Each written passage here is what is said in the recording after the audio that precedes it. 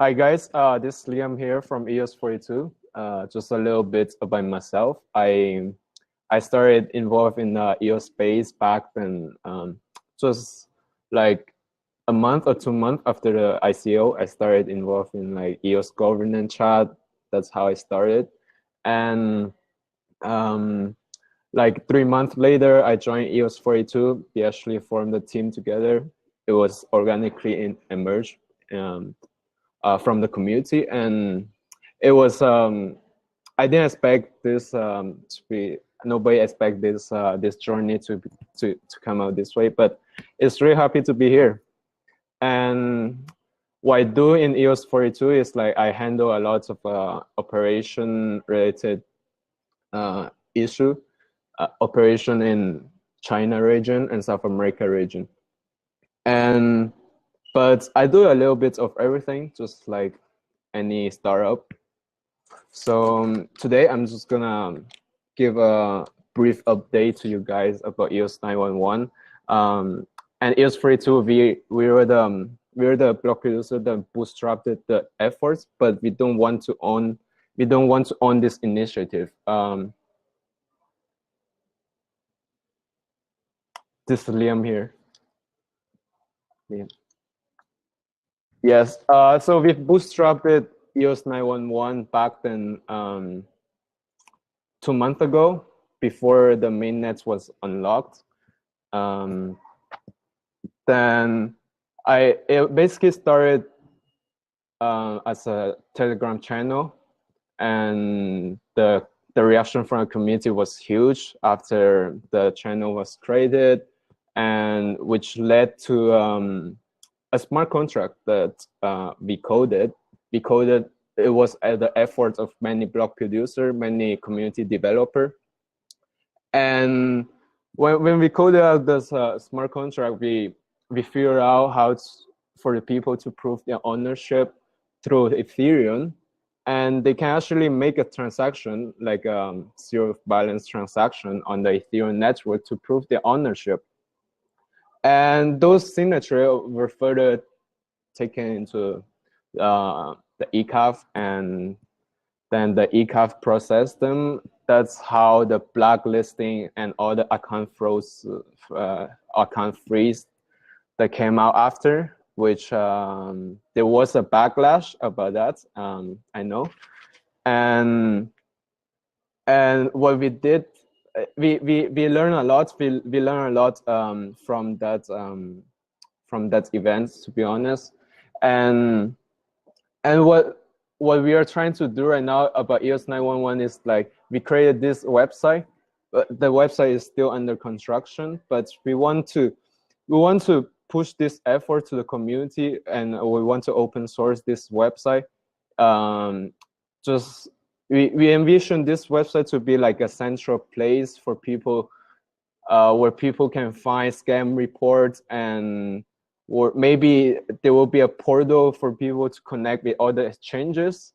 Like there will be exchanges contact info for people to call them, or customer service of them.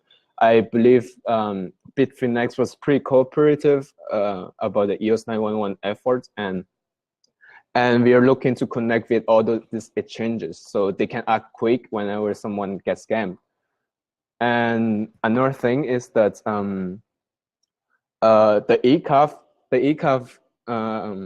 ECAF is still in development right now, and what all those account free with those account freeze the account freeze events that happened back then 2 months ago, we've been actually working with the ECAF like closely. How can we get this in a more transparent way? So there've been a lot of effort be put into this, and ECAF came out with on-chain the announcement, on-chain announcement, where they put a hash into an announcement. I think that's pretty cool. And what is next about this we have to come out to a conclusion, because like we haven't gotten any conclusion yet about the account freeze. Nobody have gotten their money back yet. So what we are expecting right now in the coming week is the implementation of the pseudo contract. Pseudo is actually a privileged contract where block reducer can use it to sign transaction on behalf of other accounts. It's a really, really powerful function, and its implementation is still being discussed right now. Once it's implemented, the block reducer can just, if you get 15 out of 21, if they approve it, you can just sign a transaction. Let's say this hack account, you can just sign a transaction. Let's move this fund into another account. The block reducer can do it after pseudo. And yes, it could be dangerous, and that's why it's being discussed by a lot of people right now.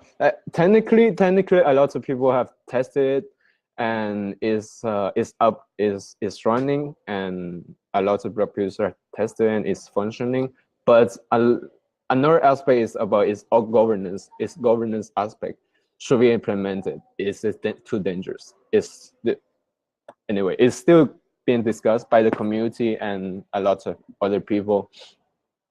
And yes, so that's the solution that we are expecting for those people that lost their key or forgotten their key.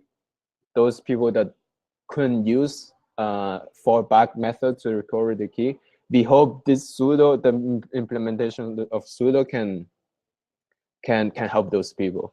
But we are also aware of this solution is a band-aid solution, and it won't be there forever. That's for sure. And it's not scalable, and we won't. I don't think in the future we will have to. ECAF has to deal with all this.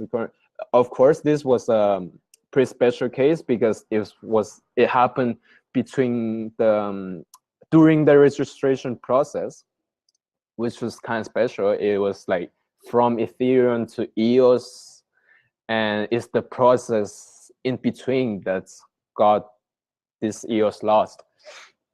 So with I hope all of this and this initiative can come to a conclusion. And of course, it's not only, even though we bootstrapped this initiative, it's not just depend on us, it's depend on many people. EOS is a decentralized community, and the decision-making process is a bit slow, but it's the way it is.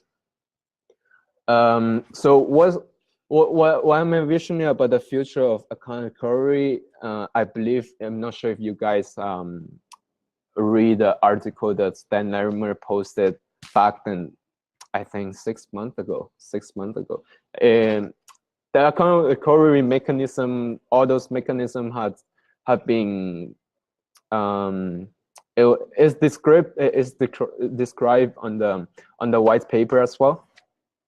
But I'm not sure once they announce the hard wallets, we'll see what will the account recovery will be, because Dan Lerner has actually message on Telegram group. He said that Block One will come out with technical solution for the account recovery. But what he said back then, 6 months ago, the solution for recovery was, again, I'm talking this solution was proposed 6 months ago. I'm not sure if they changed it. So basically what they're trying to do is similar to Steemit. You get a trusted peer. You basically create a multi-sig account with, and in the future, I believe there will be time delay transaction where you can set up a let's say 1 day or 2 day where you can let's say you send a transaction to Mary, and you can just set the timer. Okay, send this EOS. You can put a delay like a day or 2 day, maybe 24 hours, 12 hours, who knows. So that's a thing. I'm not sure if we will know once they announce the hard wallet. I think this is next big thing to expect. I believe they're announcing the hardware wallet, the iOS wallet on on September. I think September, the hackathon in London that is coming, or the conference that is coming after this called Blockchain Live. I believe they will announce the hardware wallets on either one of those events. So yes, I'm not sure. What Dan Larimer is envisioning is that we can, through this way, if you can get another trusted peer to for him to recover your account if you lose your private key. And he actually proposed this will eventually create a web of trust.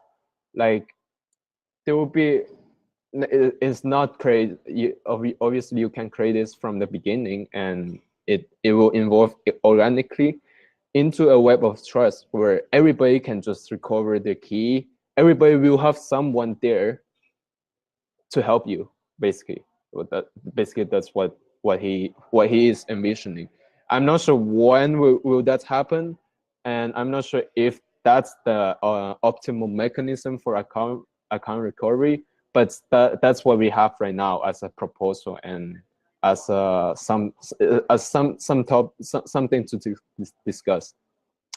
So I'm just gonna show you a little bit about this page. It's still under construction. So if you guys have any suggestion about the website, or you have some experience that you got scammed by someone, or you want to share your experience, please reach out to me and we can work something else. So basically there will be a bunch of subpages, phishing reports.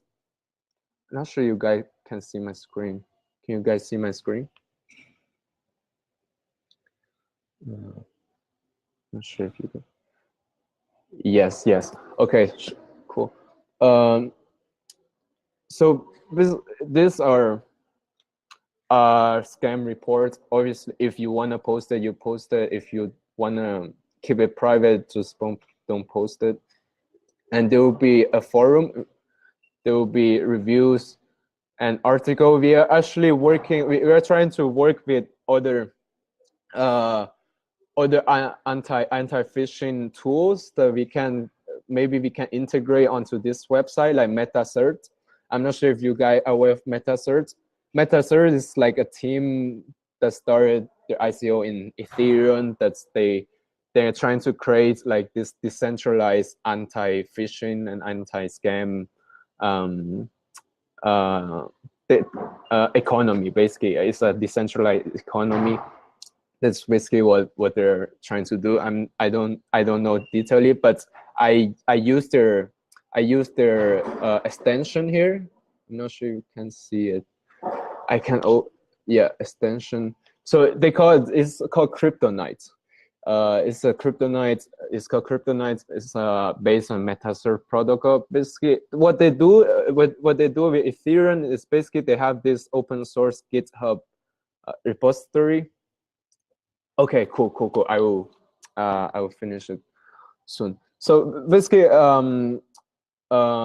we will try to work out with all these anti-phishing tools. We wanna decrease the one sec. Let me show you. MetaCert protocol. So you can download this extension here. It basically detects all the anti-phishing sites, and they have this little show on and MetaCert. I'm not sure if you can see it. If you guys can see it, though, is this? Let me copy the URL. Hey, EOS Watchdogs. Nice proxy. There is. So yeah, so So basically, maybe we'll put like a graph of a portal for people can report how much EOS are lost and how much EOS are being fished within the ecosystem, and we can collect all those data. We can feed into a graph and we can track all this data, how the community is gonna progress in the coming month, in the coming years. Hopefully we can drop the scam rate to, let's say less than I don't know, less than 10,000 token. That's what I hope. That's a lot of people want. It actually it can actually differentiate our EOS with other cryptocurrency. Like in Ethereum, people get scammed every day, and I mean, I don't want that, even though that's happening right now with EOS as well. But I think in the future we can do better to decrease those this incident and this accident, and we are here. Let's see how this process is gonna emerge organically, and yeah, that's basically what we are hoping for. Yeah, great presentation, or great to hear everything in terms of hardware wallets, web of trust, and all of that. So great overview of everything going on. How can people contact you, Liam? And also invite Aaron here right now as well. So how can people contact you if they have any problems? And also the EOS 911 website, what's the URL on that as well? Just so that people... It's still under construction, but you can take a look. Oops, I kind of closed that window here. Thanks, guys. Thanks for joining.